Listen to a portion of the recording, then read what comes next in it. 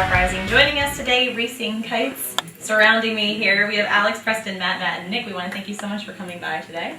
Lots of good stuff happening with you guys. I know that you recorded some new material in the fall. You're planning to be out on the road through the summer and really get the word out there with the new stuff. But want to kind of backtrack a little bit. There's an EP that you guys put out by yourselves that was called We Hold It All Together. And I think this is just a great place to jump into as far as what you guys are facing, not only as one single band, but what's facing our up-and-coming bands and artists, not just here in Jersey, but I mean, the idea of getting your stuff out there. It seems like you guys have done an excellent job. You sold a whole bunch of hard copies of it digitally. You saw a really good response. So how has the trip been over the last couple of years as a band together in terms of just kind of establishing that fan base?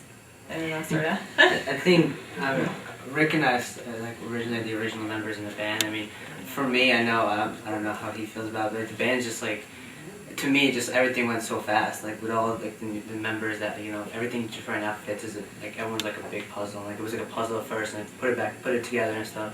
But it was cool. The past couple of tours that we've done, we've played in states like Nebraska and other states, and kids have states that you wouldn't even think kids would know who we are, and kids would come out and be like, "Hey, I came out to see you tonight." And even if it's 2 or 3 kids, it's it's just an accomplishment for myself. Adding each time, it obviously adds up really quickly. I want to mention something I definitely don't want to mention. I want to not forget to mention absolutepunk.net, which is one of those blog-friendly sites. I mean, news winds up breaking on it. I know that there's been all kinds of releases out there. It's big. It's absolute punk, so it's punk-based community, but it really crosses genres too, depending on the news that they're breaking out the day. Named you as one of 100 bands that you need to know, which I think is pretty awesome, considering that they can pick from pretty much anywhere out there in the internet sphere or whatever you want to call it. Yeah, it was definitely a huge accomplishment. Seeing that, we were actually, I don't know where we were. We were somewhere in the Midwest, and when we got word, it was that's really cool because it's what the staff at Absolute Punk puts together and stuff like that. So to us, it was really cool that hey, they're actually people that they're digging out. They're working for this big this big website that everyone goes to on an everyday basis. I know that for a fact. Well, it's part of your daily rituals. I know for me, you have your sites as music fans. It's a crazy time as music fans, and it's even crazier for you as musicians, and doing the band thing and trying to make the living off of it so that it becomes your whole world, as far as balancing a day job maybe, and then getting to the point where you can do the road thing. So you have your real rituals, and you have all this music to choose from these days online. But I mean, you obviously have been looking at it as Racing Kites. You've been looking at how to be the one that comes up most often, or how to be the one that gets buzzed about the most often. We were just talking before we started to Rock Rising, the feature behind the scenes, and you mentioned something that I definitely just needed to bring up. Vampire Weekend, a band that you've heard, and when you're talking about buzz, I mean, they were on the latest Spin magazine, and you guys just played with them less than a year ago. Yes. You were out on the road. We were in Jacksonville, Florida, and we played with them. That's got to be just mind-boggling, frustrating, but somewhat exciting at the same time, as far as you see a band and that's just it's any man's game, it seems like these days, where you get the right attention, you get the right buzz, and suddenly they're signed and at least sitting easy for now. So is it how is that initial feeling?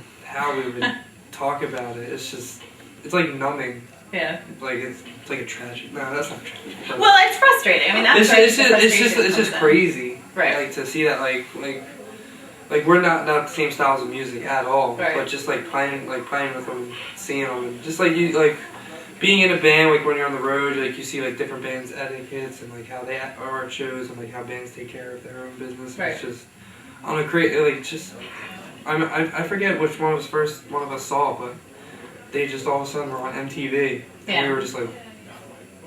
Yeah. You were with us less than a year ago. Yeah, because they had one song they played that stuck out to us. It just this line. We talked about the whole rest tour, and that was the beginning of the tour because Right. we started up in the Pennsylvania, New Jersey. Yeah, we were out there for 2 months, and it was the first 2 weeks. Yeah, for the whole rest of that, we just and one of their songs were just stuck in our heads the whole summer. Yeah, and then all of a sudden they were on MTV, and we were just like, That's gotta be Yeah, really. it was crazy. So to take that idea of seeing somebody that you were just on the touring circuit with less than a year ago, and they reach this pinnacle of doing at least the magazine covers for now and getting their stuff out there, getting the deal.